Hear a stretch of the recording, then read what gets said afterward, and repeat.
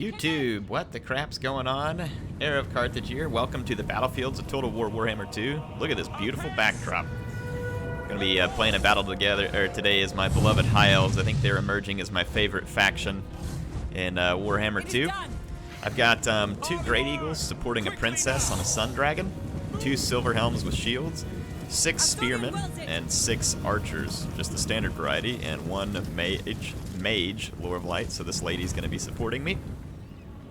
And then let's take a look at the Dark Elf army. This is actually pretty cool.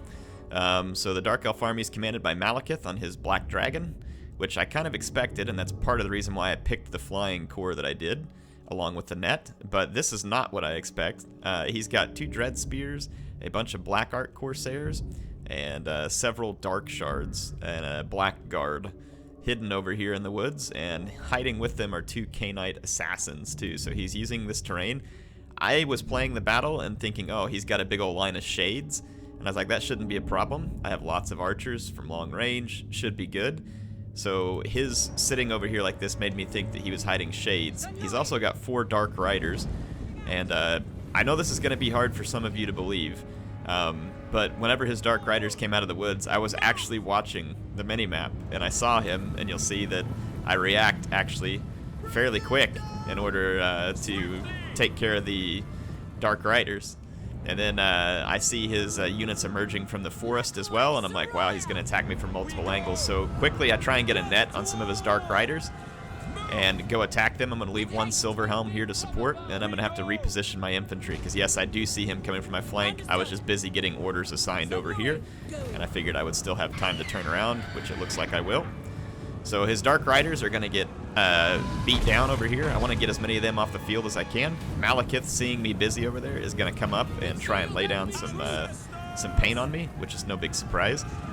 Again, Silver Helms here. I got to keep these guys away from my archers for the time being. Fortunately for me, all of his guys are coming from one direction. Nasty chill wind from Malekith. Good play. I get a few shots on Malekith, and then momentarily I realize really my archers need to be focused on the Black Art Corsairs, because that's where a lot of the damage is going to be coming from. So I'm going to retarget, and then I'm going to quickly rush forward with all my spearmen.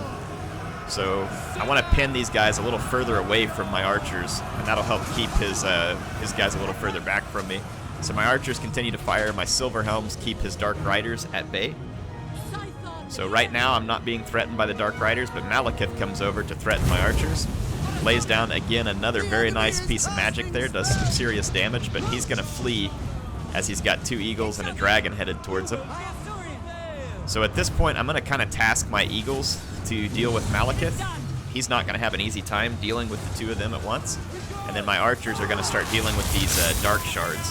His infantry is definitely a big threat to me at this point, but I'm winning the cavalry engagement, and if I can take out his ranged and his lord, I should be able to deprive him of the tools to win in late game, even though I'll lose the infantry fight pretty handily. So you can see my archers getting the job done pretty quickly on his Dark Shards, and one of his Dark Shards got mismicroed over here into the back of this fight. And in a moment I'm going to realize I'm mismicroing my princess. I'm going to bring her over here to this flank. She's already moving.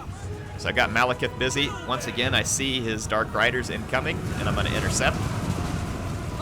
He's very determined to get to my archers, and he should be.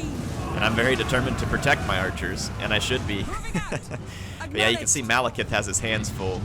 Those 2 eagles are a bit faster. Over here I got a huge breath attack in, and then a rear charge attack from the princess. Just from that breath attack, she was able to rack up a ton of kills. Malekith continues to use magic to hurt my archers, and I don't need that. I need my archers alive. So that's not great for me, but my princess is causing immense damage on this flank, and she's going to save my infantry. Unfortunately, a breakthrough happens in the center, so I'm now under quite a lot of pressure. So I'm going to target these Knight Assassins for a second. I'm honestly not really sure why I did that. I need to be targeting these Black Art Corsairs. I finally, I miscast a net earlier and missed Malekith. This time I catch him, and my eagles are going to start doing some damage. And at this point, I've got a bit of a situation here where his Black Art Corsairs are pursuing my archers. I'm going to have to start running away. I was a little bit slow here because I was trying to intercept his Dark Riders. But I'm going to start splitting up all my archers into different directions and shooting his Black Art Corsairs from all directions. whenever you're fleeing from someone, I had to take off the standard skirmish here, and I'm going to have to start trying to split up.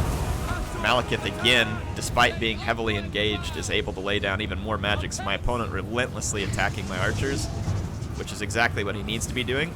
I mismicro my princess again for a second. She's parked right here in front of these dark shards, but I notice it pretty quickly. Malekith trying desperately to save himself from the 2 eagles. Yeah, I think it's right here when I notice the dark shards and I go get them. So my princess is taking a lot of damage, but these Black Art Corsairs get dealt with.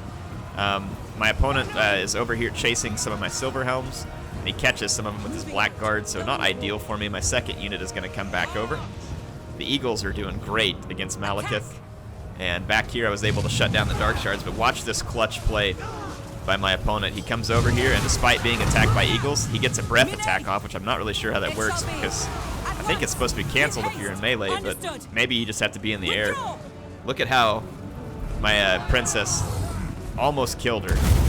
It was really a great play on my opponent's part, a great play. But on the other side, his infantry is now in big trouble. I've got a unit of cavalry that just came back, a pretty healthy unit of cavalry here, and his Knight assassins and infantry have no way to catch my archers.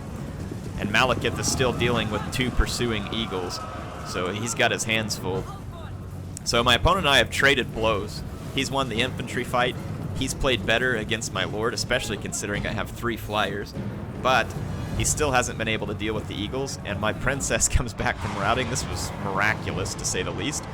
So I'm able to bring her back around.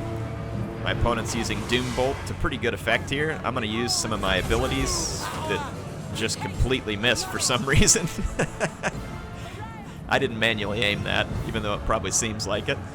I've still got my mage, and I still have some nets. I'm just saving them for late game. And at this point, I've got 5 archer units with a decent amount of ammo left, enough to kill his archers. And my dragon should be in good enough shape to do some damage. But again, sometimes when units, like when you target them with missile attacks or breath attacks, it's something about how the game calculates the unit's center of mass. I think they try and fire, like it fired right there, even though the unit I targeted was here.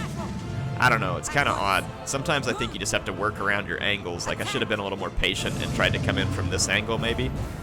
But in any case, his infantry wraps me up here. His dark shards try hard to save Malekith.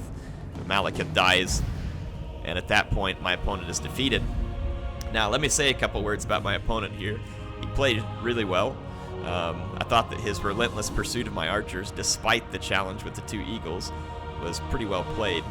And he was able to get quite a bit of damage done. His infantry did do their job, but unfortunately for him, his Dark Riders were just outmatched. And with the net, the Silver Helms are able to deal with 4 Dark Riders. And I brought the net for either 1, trapping Malekith, or 2, trapping mobility that was going after my archers. So brought it for a very specific reason, and it worked out in this case. Now my opponent, I played him in a game before this. Well, Air, how come you didn't show that one? Well, it's because he absolutely mopped the floor with me. Like, it was a High Elves versus Skaven game, and I've never even seen the kind of build he did before. And, well, how come you don't show us that? Because he beat me so bad, it really wasn't even entertaining. And I like to show you things that are entertaining. It's not about me losing. I show you all me losing. And obviously, if I was trying to hide a loss, I wouldn't be telling you about this. But in any case, he defeated me handily with Skaven. And the way he did it was he used Summon Plague Monks and Summon Clan Rats, and he just ripped apart my backlines. And he had 2, what do you call it, 2 Warp Lightning cannons. And so my princess just got destroyed in the air, and I didn't have a good way to go answer against his Warp Lightning cannons because I chose a foot-based army, and I didn't have the cavalry, which was a mistake. Definitely should have taken cavalry or chariots versus Skaven. Anyway, he's a great player. It was fun playing against him, and I appreciate the fun battles he gave me. And like I said, just making it known that he did absolutely kick the crap out of me with the Skaven. So it was well played, and I'll have to go take a look at the army style that he used, like I said, with those summons, because it was extremely effective versus the High Elf army that I brought. So yeah, sorry I didn't actually have that replay here. Like I said, I didn't save it because I, number 1, didn't know I was going to play him again and end up with an entertaining battle. And number 2, like I said, I don't mind showing you losses. I just want there to be entertainment value to it, but it was so much of a slaughter. It was like a Skaven. It's like the Skaven took a dump all over the High Elves, and the High Elves just had to sit there and take it. But that one was a fun battle. I like the strategy coming out of the woods. I thought his strategy was interesting with all the Dark Riders, but fortunately for me, I had a build that I was able to counter it with. Otherwise, I can see how his build would have been potentially effective. And possibly he picked it thinking I might pick something similar to the first time I played him, where I didn't have that cavalry.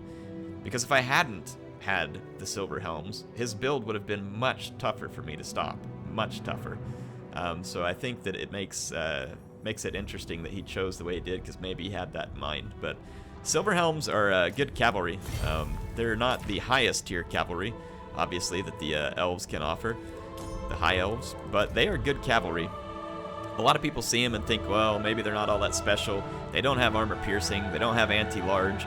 Well, there's definitely some good sides to these guys. Number one, 1,000 or even 900 for the unshielded version, but I recommend the shielded version if you have the money.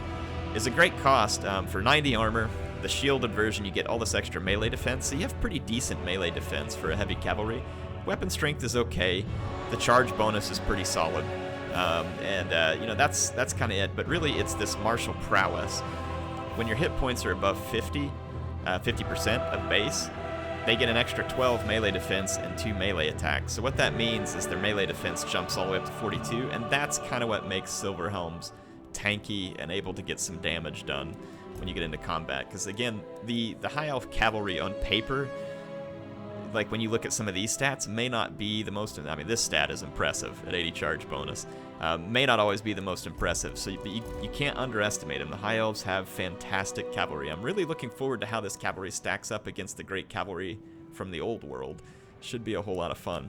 Anyway, hope you all enjoyed the battle. Good game to my opponent. Like I said, appreciate the fun battles from him, and kudos to him for the beating he gave me the first time. HeirofCarthage signing out for now. I'll see you all soon in the battlefields of Total War Warhammer 2.